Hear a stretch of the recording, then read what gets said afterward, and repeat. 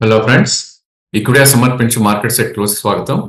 ఇక నిన్న ఒక 500 పాయింట్స్ స్టెల్లార్ ర్యాలీ తర్వాత ఈ రోజు కొద్దిగా బ్రీత్ తీసుకుందని చెప్పొచ్చు మార్కెట్. సో ఒక ఇన్సైడ్ బార్ లాంటిది ఫార్మేషన్ అవటం చూసాం అండ్ ఒక చిన్న మైనర్ డోజీ బార్ లాంటిది ఫార్మ్ అయింది.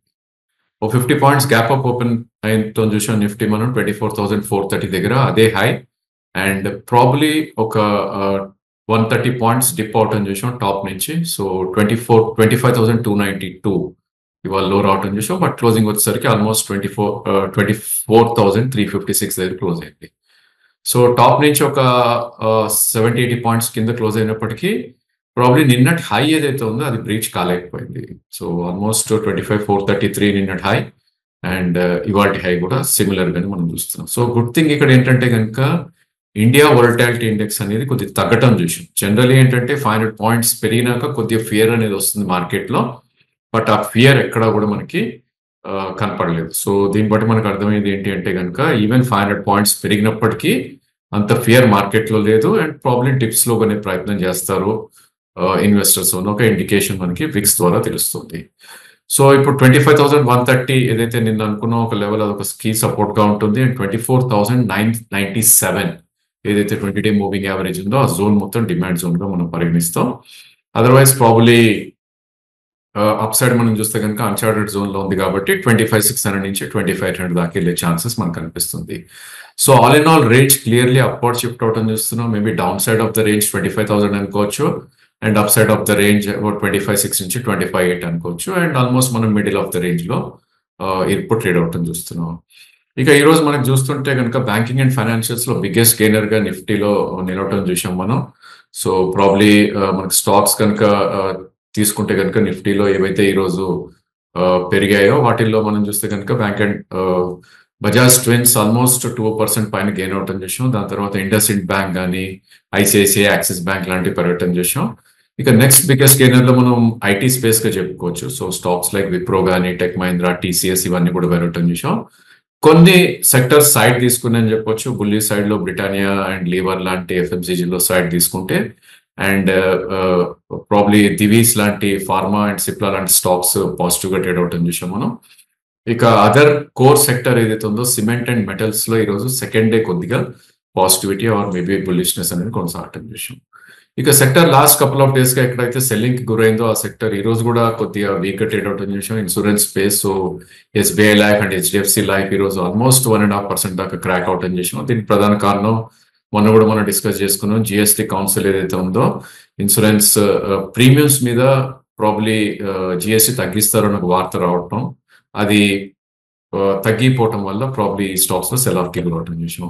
అండ్ పబ్లిక్ సెక్టర్ ఎంటర్ప్రైజెస్ నిన్న ఏదైతే కొంచెం షార్ట్ కవరింగ్ చూసాం వాటిల్లో కొద్దిగా సెల్ ఆఫ్ రావటం చూసాం. Again of course Coal India and ONGC close to 1% దాకా కరెక్ట్ అవుతుంది చూసాం. ఇక ఇందాక అనుకున్నట్టు ఎఫ్ఎంసీజీలో హిందుస్థాన్ లివర్ కొద్దిగా వీక్ గా ట్రేడ్ అవటం చూసాం and Bharti Airtel last couple of days గా ఏదైతే పాజిటివిటీ ఉందో అది కొద్దిగా వీక్ అయింది. Of course Sun Pharma, Reliance, Hindalco, doctor Reddy లాంటి స్టాక్స్ లో స్వల్ప కరెక్షన్స్ రావటం చూసాం.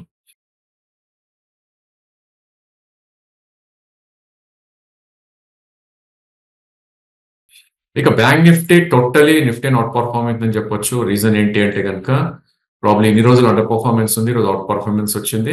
నిన్ననే మనం అనుకున్నాం ప్రాబ్లీ 51,870 పైన క్లోజ్ అవుతే కనుక ఒక ప్రాబ్లీ ఐ థింక్ ఒక బ్రేక్అవుట్ ప్యాటర్న్ లాగా మనకు వస్తుందని, అది ఈ రోజు జరగటం చూసాం. సో ఒక 200 పాయింట్స్ గ్యాప్ అప్ ఓపెన్ అయినాక సస్టైన్ అవ్వగలిగింది. ఒక లాంగ్ లెగ్ డోజీ ఫార్మేషన్ రావటం చూసాం. సో లాంగ్ లెగ్ డోజీ ఏంటి అంటే కనుక 51,950 దగ్గర ఓపెన్ అయింది. 51,600 అంటే ఆల్మోస్ట్ ఒక 300-350 పాయింట్స్ కరెక్ట్ అయినప్పటికీ క్లోజింగ్ వచ్చేసరికి ఆల్మోస్ట్ ఎక్కడైతే ఓపెన్ అయిందో అక్కడే క్లోజ్ అవటం చూసాం. అంటే ఏం జరిగింది దీనిలో అంటే కనుక బేర్స్ ఒక టైంలో కంట్రోల్ తీసుకునే ప్రయత్నం చేశారు మార్కెట్ ని, but bulls eventually they come back అని చెప్పొచ్చు. సో ఇప్పుడు క్లియర్ బ్రేక్అవుట్ వచ్చింది కాబట్టి నెక్స్ట్ ఒక చిన్న హర్డల్ అబౌట్ 52,340 దగ్గర ఉంటుంది బ్యాంక్ నిఫ్టీలో. అంటే ఇక్కడ నుంచి ఒక 350 పాయింట్స్ పైన ఒక హర్డల్ ఉంది అండ్ దాని తర్వాత 53,357 ఏదైతే ఆల్ టైమ్ ఉందో అది కూడా అటెంప్ట్ చేసే ప్రయత్నం చేస్తుంది. సో మనకి support point significantly up side కి మూవ్ అయ్యాయి. సో 51,420 అనేది ఒక బిగ్గెస్ట్ సపోర్ట్ గా ఉంటుంది ఇక్కడ నుంచి. అంటే ఒక 350-400 పాయింట్స్ పడితే కనుక సపోర్ట్ పాయింట్ వస్తుంది. అఫ్ కోర్స్ మనందరం అనుకునే every time short term exponential moving average ఏదైతే ఉందో 20-day మూవింగ్ యావరేజ్ 51,228 కూడా ఒక సపోర్ట్ జోన్ గా చెప్పుకోవచ్చు. సో 51,440 అండ్ 51,220 మధ్యలో డిమాండ్ జోన్ ఉంటుంది కాబట్టి బై ఛాన్స్ ఆ ప్రైస్ వస్తే కనుక one should try to buy. So bank నిఫ్టీలో ఈరోజు చూస్తే కనుక బిగ్గెస్ట్ గెయినర్ బంధన్ బ్యాంక్. దాని ప్రధాన కారణం కోటక్ ఒక రిపోర్ట్ రిలీజ్ చేయడం చూసాం. ఆ స్టాక్ ని 250 టార్గెట్ ఇవ్వడం చూసాం. ఒక 5% అప్ మూవ్ వచ్చి ఈరోజు 207 దగ్గర క్లోజ్ అవటం చూసాం. ఇక next big gainer is PNB 1111 దగ్గర క్లోజ్ అయింది 2% అప్ మూవ్ తోటి. సో ఈ రెండు స్టాక్స్ లో గుడ్ థింగ్ ఏంటంటే కనుక రెండు కూడా 200 మూవింగ్ యావరేజ్ పైన క్లోజ్ అవటం చూసాం. సో మేబీ ఇది కూడా ఒక ఇండికేషన్ ఇస్తుంది బ్యాంక్ నిఫ్టీలో వర్స్ట్ అయిపోయింది, ఇక్కడ నుంచి ర్యాలీ వచ్చే ఛాన్సెస్ ఉంది. ఇంకా other names like federal, Indus and IDFC first ఇవన్నీ కూడా 1% పైన గెయిన్ అవుతుంది విషయం.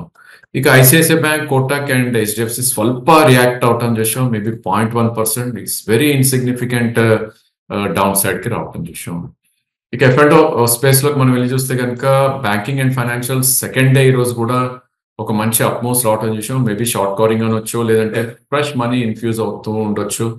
So Aditya Birla capital, CUB, Manappuram, Muthoot, can bank, in fact housing finance లో మంచి యాక్టివిటీ ఉంది. LIC housing and Canfin Homes almost close to 3% పైన క్లోజ్ అవటం చూసాం. దానికి ప్రధాన కారణం మేబీ బజాజ్ హౌసింగ్ ఫైనాన్స్ ఏదైతే ఉందో మండే లిస్ట్ కాబోతుంది. సో ఒక స్టెల్లార్ లిస్టింగ్ ఉంటుంది అని యాంటిసిపేషన్ లో ఆ సెక్టర్ ని జనరలీ కొంచెం బయింగ్ వస్తుంది కాబట్టి they try to pull the stocks అని చెప్పుకోవచ్చు. ఇక అదర్ నేమ్స్ లో మేబీ మిడ్ క్యాప్ ఐటీలో కొంచెం మంచి మూమెంట్ రావటం చూసాం ఈరోజు.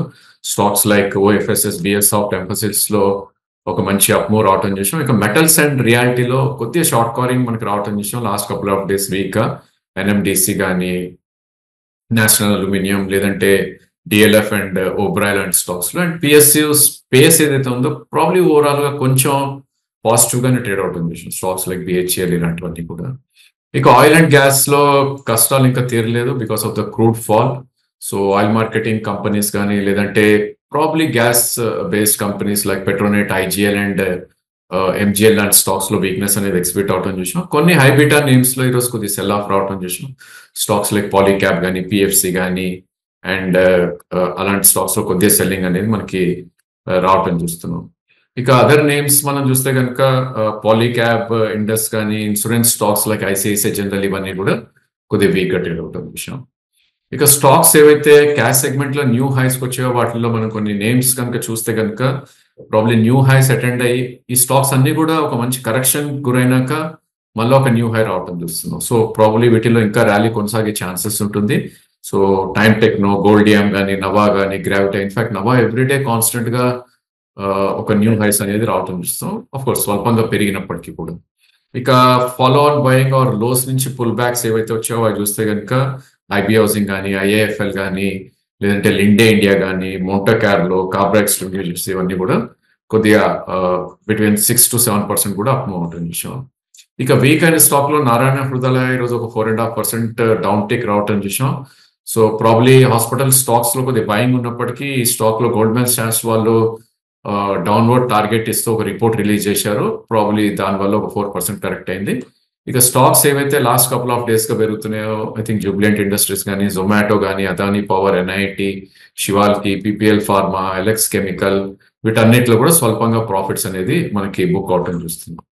ఇక స్టాక్ టు వాచ్ లో మనం front line state bank of India తీసుకోవడం జరిగింది. సో దీనికి ప్రధాన కారణం ఏంటి అంటే కనుక ప్రాబ్లీ మనకి 6th రోజు ఈ స్టాక్ లో ఒక నెగటివ్ రిపోర్ట్ రావటం చేసాం. ఆ రోజు ఆల్మోస్ట్ 812 నుంచి 770 దాకా కరెక్ట్ అవటం చేసాం. దాని తర్వాత ఒక ఎక్స్టెండింగ్ బాటమ్ ఫామ్ అవటం చేసాం 765 దగ్గర. అండ్ విత్ ఇన్ 2 days మళ్ళీ పుల్ బ్యాక్ వచ్చి 795 దాకా వెళ్ళటం చేసాం. సో కరెంట్లీ 790 దగ్గర ఉంది and 764 is a great support ఆ స్టాక్ కి. సో డెఫినెట్లీ అక్యూములేట్ చేయమని సజెస్ట్ చేస్తాం. అండ్ బ్యాంకింగ్ మనం అనుకున్నట్టు పైకి వెళ్తే కనుక అంటే అవుట్ పర్ఫార్మ్ చేస్తే కనుక ఇది ఈజీగా 825, 830 దాకా స్టేట్ బ్యాంక్ వెళ్ళే ఛాన్సెస్ ఉంది. దానికోసం ఈ స్టాక్ ని తీసుకోవడం జరిగింది. So one should try to accumulate అనే మా suggestion. So that's all for today. And market volatility continue అయ్యే ఛాన్సెస్ ఉంటుంది ఇక్కడ నుంచి కూడా. అండ్ స్టాక్ స్పెసిఫిక్ ఉండమని సజెస్ట్ చేస్తాం. స్ట్రెంగ్త్ ఉన్న స్టాక్స్ ని one should try to buy, weakness ఉన్న స్టాక్స్ ని కంప్లీట్లీ అవాయిడ్ చేయాలి. సో మన కొన్ని పారామీటర్స్ ఉన్నాయి స్ట్రెంగ్త్ కి about 20-day moving average short term లో, అదేవిధంగా బిలో 20-day మూవింగ్ యావరేజ్ ఉన్నాయి వీక్ స్టాక్స్ గా పనిచేస్తాం షార్ట్ టర్మ్ లో. సో అలా స్టాక్ సెలెక్షన్ ని కేర్ఫుల్ గా చూస్ చేసుకుంటే ఇట్స్ ఎ గుడ్ ఐడియా అని మా ఉద్దేశం.